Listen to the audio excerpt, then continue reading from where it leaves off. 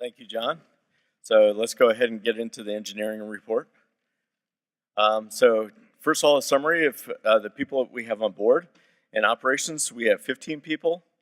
In development, we have 15 people as well.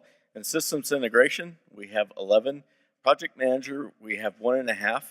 And actually, with the half a person, I really want to show everybody here that she's actually a whole person, but she's only working part-time. So Sherry, if you could please stand so we can all get a proven experience that you are a full person. Thank you. So back to the operations staff, we actually have one opening. So if you do know someone who's fairly eager to get in the door on ARIN, we'd love to hear from you. Okay, so accomplishments since ARIN 39. Every ARIN Online release that we put out, we have made changes to our user interface. And one of the things that we're doing is we're using a bootstrap framework. So we're moving things around and making it more user-friendly as we go through it. And I think many of you have talked to the user experience people out there in the hallway, both Jesse and Jan. And they are focused on making the user experience better. So we've had many improvements to our customer service internally to make our operations more efficient as well. And you've already heard about 0/0 for RPKI, as well as we've done transfer logs. And both of those are NRO initiatives that we've all coordinated between the regional registries. And finally, we were forced to move to Java 7. We're running Java 6. I'm glad to say we've moved to Java 7, which is also out of support. But we've moved to Java 7 based on some payment vendor requirements that we had to put in. We're in the process of moving to Java 8, but Java 9 was just announced. We'll see. Okay, ACSPs. You see here that we've done 4 ACSPs and 1 policy related pieces of software that we had to go ahead and change. Operational achievements, I'm happy to say that we had a security audit. There was no penetration. The guys tried and tried and tried. They tried for like 6 months, actually trying to break into our network, and we're not able to. It wasn't until we actually put a box inside our network were they able to get any sort of exposure whatsoever.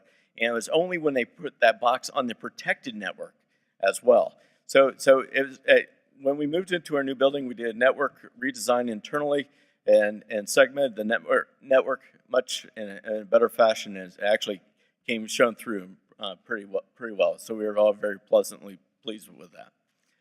We're still working on technical debt. We had 3 monitoring systems. We're down to 1 now, so that's great. We've had 3 configuration management systems, and we're down as 1 as well, and that's in progress. So we have lots and lots of work to do, both on the development side as well as operations side. Here you can see our ARIN Online usage. It's pretty consistent in terms of the number of additional users that we see on a yearly basis. Here's our active usage of ARIN Online. And what's interesting about this is, again, you see a lot of people do the one and done, and they are done. But we have a lot of people that come in, and actually what's interesting is there's a number of power users. At some point, we should probably show this on the graph, a number of people that have come in, looks like on a daily basis, which is pretty interesting. So, but you can see that there's quite a few users, so just north of 20,000 users that have come in and are looking at ARIN Online on a pretty frequent basis. So I think that's a great thing. Here's our RWS transactions. So we support both templates as well as a RESTful API for doing reassignments. And this is a cumulative report, and you can see that there's growth on both sides, both on templates as well as the Reg RWS stuff. Of course, the Reg RWS stuff is growing at a greater rate than the templates, but I would certainly love to see at some point that templates would actually start to even out, and so that people actually move away from templates. So I encourage you who are still using templates, Owen, so to actually start looking at this, because it is a more secure way of actually doing business. Here's our DNSSEC report. We've had 7 additional orgs come in to use DNSSEC since the last meeting. And out of 622,155 delegations we have 861 that are secured with DNSSEC. So the percentage-wise isn't all that great. But then again, if you look at CommonNet, that percentage is also not so great.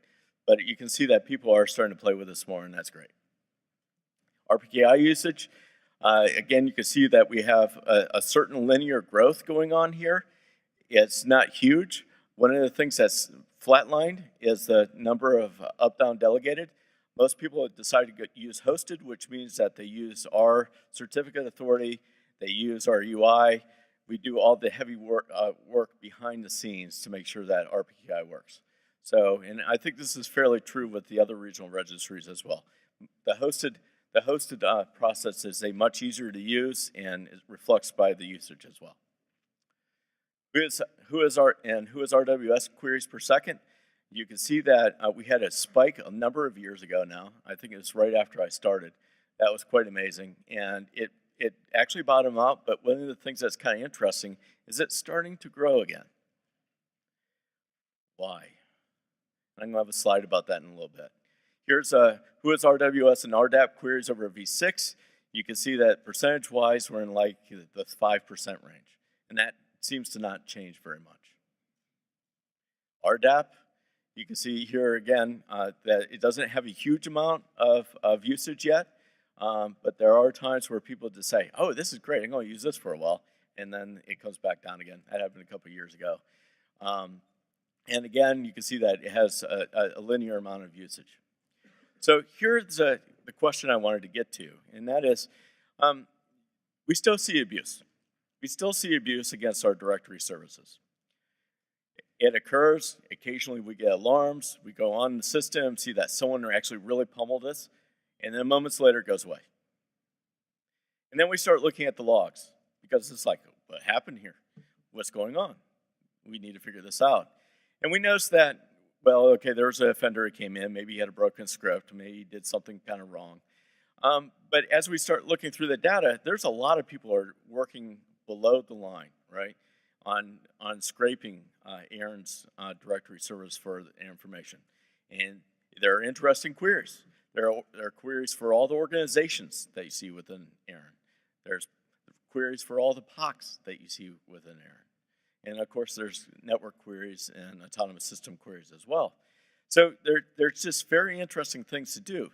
So the question that we continually think about is, what should we do about this? Should we just leave the status quo? Right now, frankly, we don't have a rate limit. So if it hurts us, we'll basically kind of hurt you back by turning you off. But we don't have any real sort of rate limiting put in. We don't have any sort of behavioral learning that we're looking at in terms of what are you doing with these queries.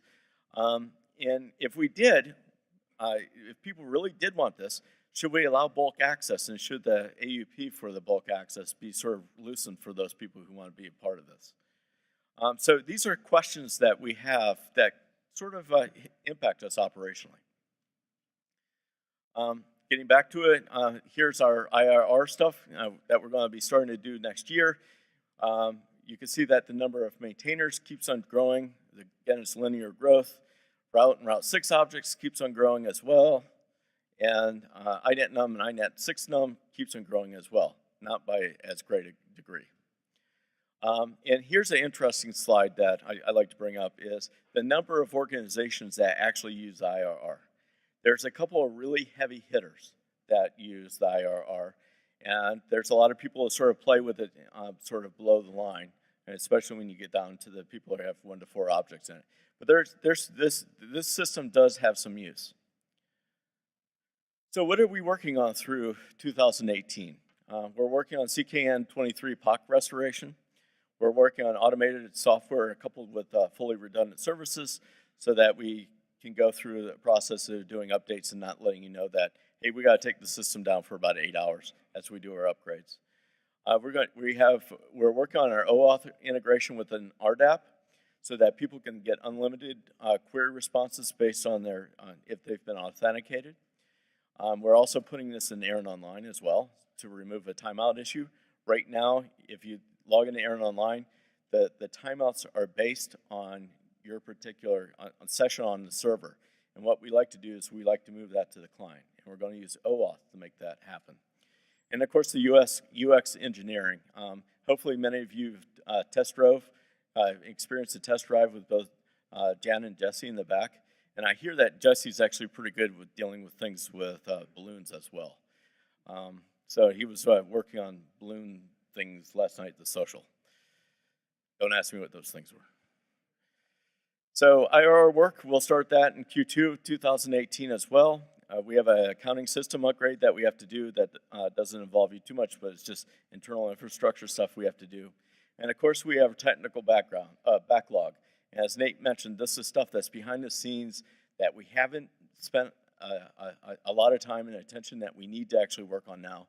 Moving from Java 7 to Java 8, maybe Java 9, moving to a stateless application service that I mentioned before, moving to OAuth using with ARIN Online, using automated build systems using Ansible, which we're very much underway, and that's working out quite well, and replacing end-of-life boxes. We have like a bazillion end-of-life boxes that are getting up there in years that we need to replace. We also done a lot of coordination work over the past year with the other regional registries. As I mentioned, transfer logs is something that we all agreed between the regional registries on a format and a way to place the placement of such and how these things are to be handled. And that's been very useful. The transfer logs, along with our what's called extended stats, gives you an idea of each regional registry's inventory, the space that they have, and the movement between the regional registries as well. And of course, we have the trust anchor alignment for using 0/0. And so the thing that impelled this was not only the technical reasons that we heard a little bit earlier from John, but also it gives us sort of a better alignment because we had 3 different ways of describing the trust anchor before we aligned on 0/0 here. So with that, I am done. Any comments?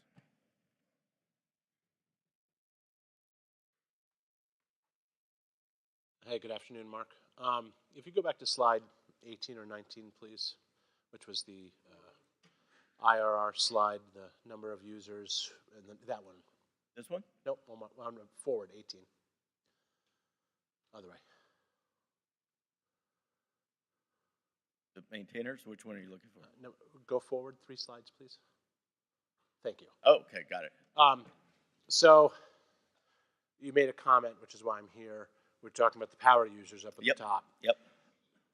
From my perspective as an operator, it's those 3 categories at the bottom that are the most critical users of the IRR. Without those 1 to 4 entries, or if I'm a little bigger, the 5 to 9 or 10 to 49 entries, I can't get my route announcement accepted by a transit provider or a peer because so many require an IRR registration and many people choose to use ARIN since it's free and it's somebody they know and somebody they trust. So while there is certainly some interesting things about those folks, those 52 organizations up at the top, I would submit to the ARIN engineering team and management that it's actually all those users at the bottom who are the real critical users of the IRR services and get a real community benefit from it. Thank you very much, David. Kevin Bloomberg, The Wire. In regards to the CKN23 restoration, first question is, if somebody has intentionally been asked to have their record removed because they have nothing to do with it and you move it to CKN23, how is the restoration going to work? What will you restore? I'm sorry, they asked to have their record removed? I'll give you the example. I was flying through an airport, Legacy Space, saw that it was all CKN23 because it showed me as an unknown location. Took a look and it said updated 2017. I'm like, well, it's all unknown. How can it have been updated recently? And the answer back was it was updated recently because the last valid POC was asked to remove because they have nothing to do with the organization. On a restoration, how is that dealt with? Okay. Text that we're on, go on, and then the record will be. But this person has specifically asked to have their personal. If they've Yeah, specifically asked, then Right. no, they will not be restored. We have about 30 blocks that qualifies for. So, okay, thank you. So that's the first question. The second question is, when was the last time ARIN reached out to try to get POCs updated in legacy from all CKN 23s? Is this something it hasn't been done in many, many years? We have not done it because, well, right now they're not associated with the blocks because we've removed them from the block and put CKN 23. It's something we're quite capable of doing once we get to the other end of this update, once we restore the contact information. I understand, but in this particular case, the org information looked very valid. And getting that org to update, Right. to create It's POCs the priority. is the priority. And I'm just wondering if that's something that you're looking at doing at some point. Once we get to the other end of CKN 23, that's one of a number of things we might want to do. Thank you. Any questions for Mark on the engineering report? Yes, go ahead. Jason Schiller, as a follow-up to what Kevin was just talking about, it occurs to me that there are people that research this information as their day job. Mhm. Could we not hire someone and put them on retainer and have them start going through the whois and pulling records and trying to build the chain of authority? Because I think there are a bunch of organizations here that if you reached out to them and said, look, your record says your organization A, we know that you're organization B, and we've pulled all these records, and it looks like there's a chain of custody here. If you tell us this is right, you can click this button, and your records will be updated. Well, so there's actually a number of companies. I would pay for that, by the way. There's a number of companies doing that activity right now.